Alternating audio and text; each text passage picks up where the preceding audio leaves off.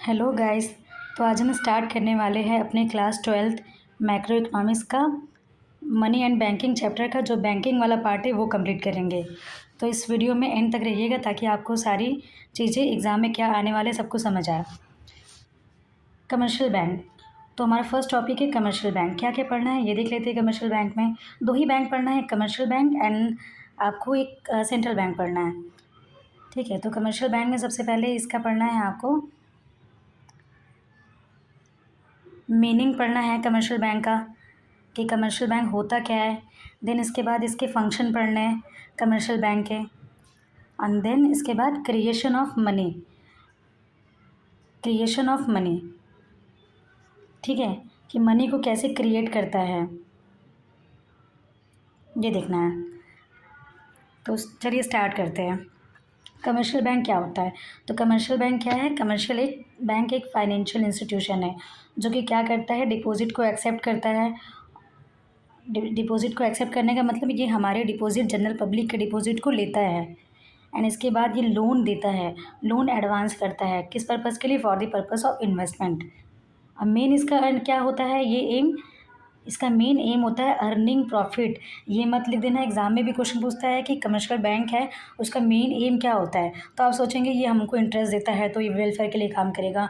हाँ वो तो है, बट इसका मेजर यानी कि प्राइमरी ऑब्जेक्टिव क्या होता है? प्रॉफिट को अर्न करना। ठीक है, बट ये प्रॉफिट कैसे अर्न करता है?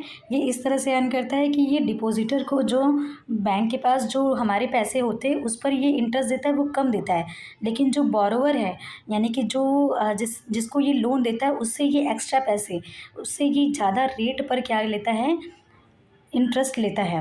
तो इस तरह से वो इस तरह से वो प्रॉफिट क्रिएट करता है और इन दोनों के बीच के डिफरेंस को ये बोलते हैं स्प्रेड।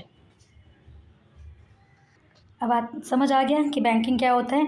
बैंकिंग को बता देना कि क्या होता है। कमर्शियल बैंकिंग एक फाइनेंशियल इंस्टीट्यूशन होता है जो कि पब्लिक के डिपॉजिट को एक्सेप्ट करता है एंड लोन एडवांस करता है। और यही अब बैंकिंग के चलिए फंक्शन पे आते हैं।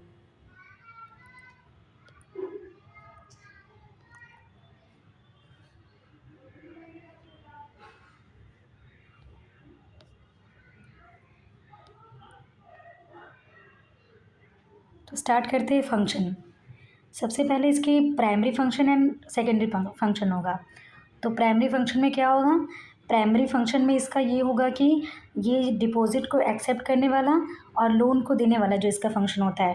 प्राइमरी फंक्शन ये होता है, ये मेन फंक्शन, जो कि अगर बैंक, कोई भी बैंक इस्टेब्लिश अपने आप को bank as a bank establish करना चाह रहा है तो उसको ये प्राइमरी फंक्शन तो ये रोल करना ही पड़ेगा, भले ही वो सेकेंडरी करे या ना करे, बट प्राइमरी तो करना ही होता है। तो इसमें दो होते हैं main, demand deposit and time deposit. Primary function में दो फंक्शन होते हैं, एक एक्सेप्टिंग डिपॉजिट और दूसरा लोन देना। तो ये तीन तरह के डिपॉजिट को क्या करता है, एक्सेप्ट करता है। इसको हम लोग एक सेपरेट स्लाइड में पढ़ लेते हैं ताकि आपको क्लियर हो जाए। तो ये तीन तरह के डिपॉजिट को एक्सेप्ट करता है कमर्शियल बैंक। पहला है सेविंग अकाउंट, दूसरा है करेंट अकाउंट। मैं ऐसे दिखाती हूँ नहीं तो आप सोचोगे कहाँ ही है। पहला है आपका ये है आपका पहला सेविंग, दूसरा है करेंट और तीसरा है फिक्स्ड अकाउंट। ठीक है, उसके बाद इसमें जस्ट अ मिनट।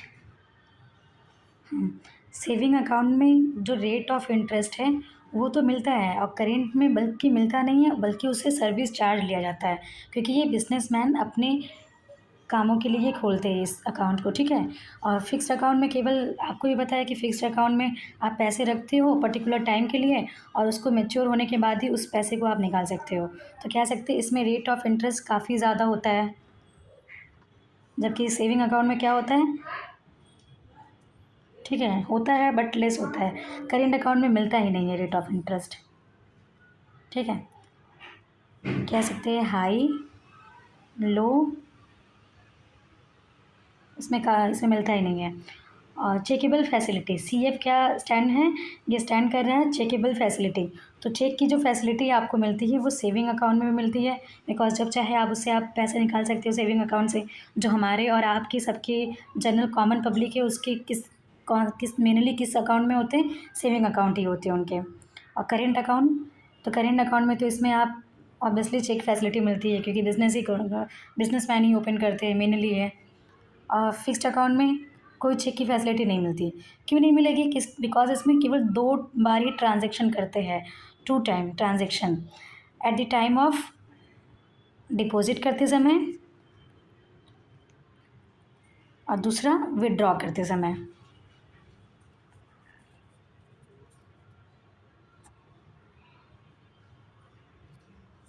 ठीक है। और number of transaction in saving account में होता तो है बट लिमिटेड होता है।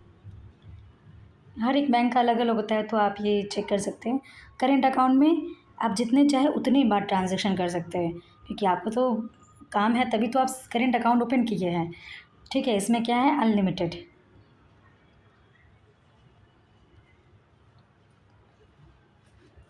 आई होप आपको ये वाला समझ आया होगा। अब चलिए स्टार्ट करते हैं लोन के बारे में। जो इसका प्राइमरी में 2 फंक्शन था, डिपॉजिट को एक्सेप्ट करना एंड लोन को देना, लोन एडवांसिंग। तो सेकंड फंक्शन जो लोन एडवांसिंग है प्राइमरी में, उसको समझते हैं। तो स्टार्ट करते हैं अपना लोन। तो लोन में जो बैंक है वो 3 तरह से के लोन देता है, मेनली बहुत तरह के लोन देता है, बट आपको जो क्लास 12th में जो दिया गया है, मेंशन है, वो बस 3 तरह के टाइप का मेंशन है। Cash loan, demand loan and short term loans. Cash loan and demand loans मतलब कैश लोन वो लोन होती है जो कि जैसे आपने 2 लाख का बैंक से लिया, तो वो 2 लाख लेने पर आपके मतलब अकाउंट में वो सैंक्शन किया जाएगा, मतलब वो दिखाया जाएगा डिपॉज़िट। बट जितना आप एक्चुअल विथड्रॉ कर रहे हैं उसमें क्या है, रेट ऑफ इंटरेस्ट केवल उस पर नहीं लगेगा, सारे पे लगेगा। मतलब जितना आपने अमाउंट किया भी, 2 लाख का लिया था, चाहे चाहे आप 80,000 निकालो चाहे 1 लाख, लेकिन लगेगा सारे 2 लाख पर ही इंटरेस्ट रेट लगेगा। ठीक है, जो बैंक इम्पोज करेगी। जबकि डिमांड लोन और शॉर्ट टर्म लोन में क्या होता है, इसमें ऐसा नहीं होता है। इसमें ये होता है कि जो एक्चुअल विथड्रॉ किया जाएगा उस पर लगता है। ठीक है,